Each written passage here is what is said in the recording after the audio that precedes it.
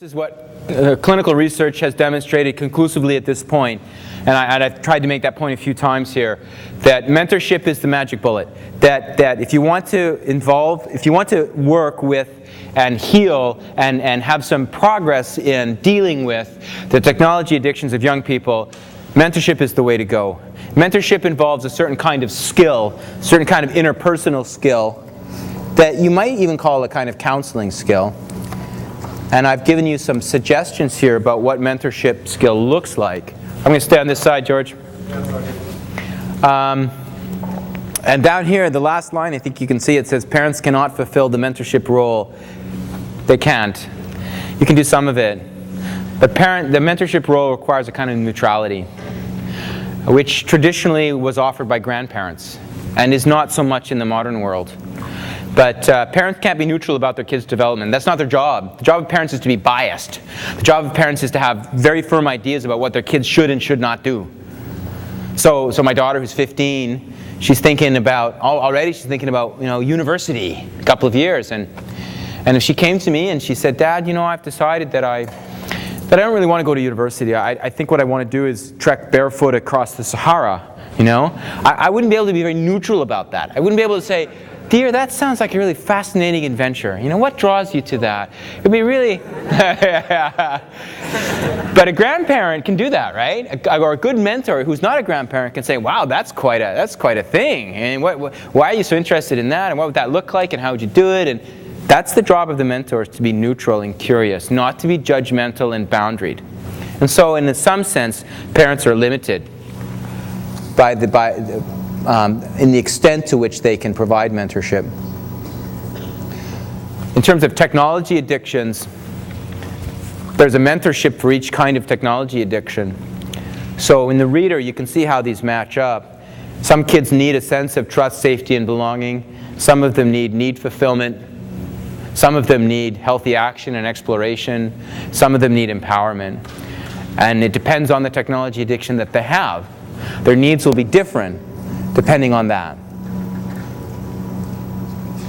And on this page, which is also in your reader, I've given you suggestions of activities. One of the things that keeps emerging in psychology research in the last decade is that dollar for dollar and pound for pound and minute for minute, by far the most effective thing for psychological health is exercise.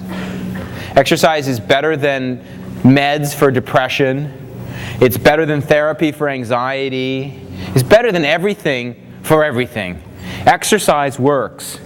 And kids especially need lots of exercise. They need an hour a day.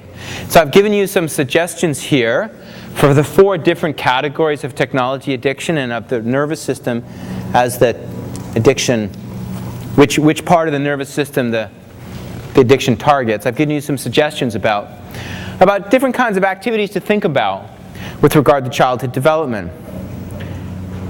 My son is in soccer. He took up soccer this year. And his coach is someone who has no mentorship training, no counseling training, no coaching training that I can see. And his method of dealing with the kids is to be nice to them and to yell at them when required. Now, my son has been growing up in a family with 2 therapists as parents, right?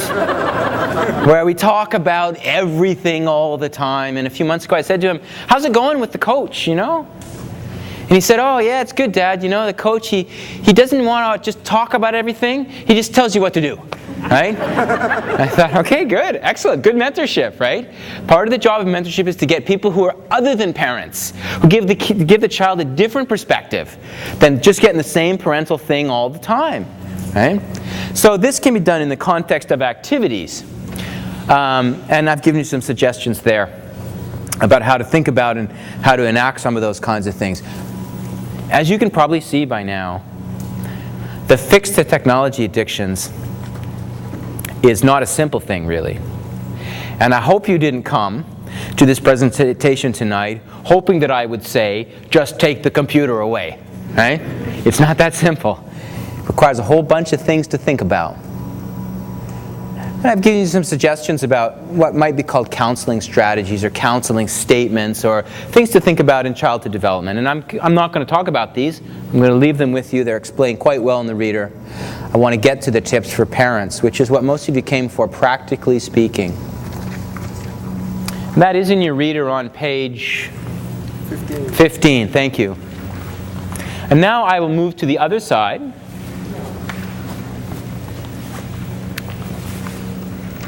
Some of these things I've touched on already. Some of them I haven't. The first one, demonstrate curiosity about the cultures of technology. Enter the culture, play their games, participate with them in online activities. Don't dismiss it. It's part of their culture. And when you dismiss their culture, you dismiss them. Try not to do that. Try to understand. Try to make some effort to understand what's going on. What's the appeal? You spend, as a parent, as an adult, you spend hours and hours a week on whatever it is that you're interested in.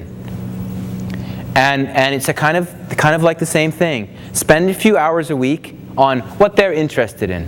It doesn't mean that if they're doing things that violate your values as a human being, if they're playing really gory video games that you just can't stand, it doesn't mean you have to do that. You can say to them, that game is way too gory for me. I can't stand it. Can we play one that's less gory? Or can we play a level that's less gory? Can we do something?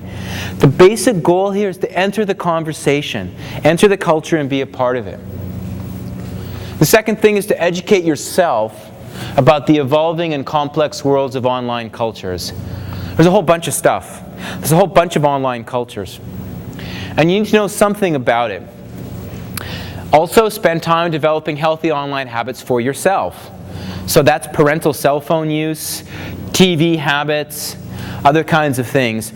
I notice now, particularly with the BlackBerry, a lot of adults who have a BlackBerry have a serious BlackBerry addiction. They're on that thing all the time. And they're at home at the dinner table, and they're texting with one hand and eating with the other. If you do that, do not be surprised if your kids develop a serious technology addiction. You make an endorsement, an implicit endorsement for that when you do that. I don't mean to be judgmental, but I think it's important that I be emphatic about this. Parents need to model this. They need to model health. If you watch 3 or 4 hours of television a day, don't be surprised if your kids pick up a television addiction. That's how it works, right? There's a kind of mirroring that happens in the parent-child relationship. If you have a BlackBerry, if you have a cell phone, have one day in the week where you turn it off. You don't do anything with it. It goes in a drawer, and you spend time with your kids. Keep all computers and televisions in public family spaces. Now, for some people here, I assume this is already a done deal and it'd be really hard to shift at this point. But the guideline about this is clear, and if you have small kids, or if you don't yet have this problem, this is workable. No child under 20 should have a computer in their own room. All computers should be in public family spaces. When you allow a child to have a computer in their own room with a door that closes, what you're saying is, yes, I let you walk through that door into that big, huge universe out there where anything can happen. That's not the message you feel as a parent, I'm sure. I'm sure what you feel as a parent is, I'm really worried about this, and I don't want you doing this by yourself.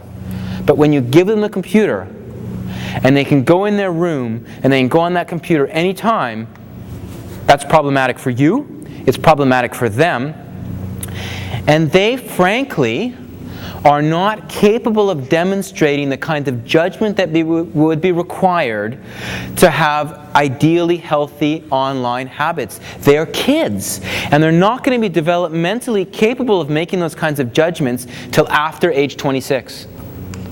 So it's irresponsible, this sounds judgmental, but it's irresponsible for us to give them a kind of freedom that they are incapable of taking in the correct and proper manner. That sounds strong.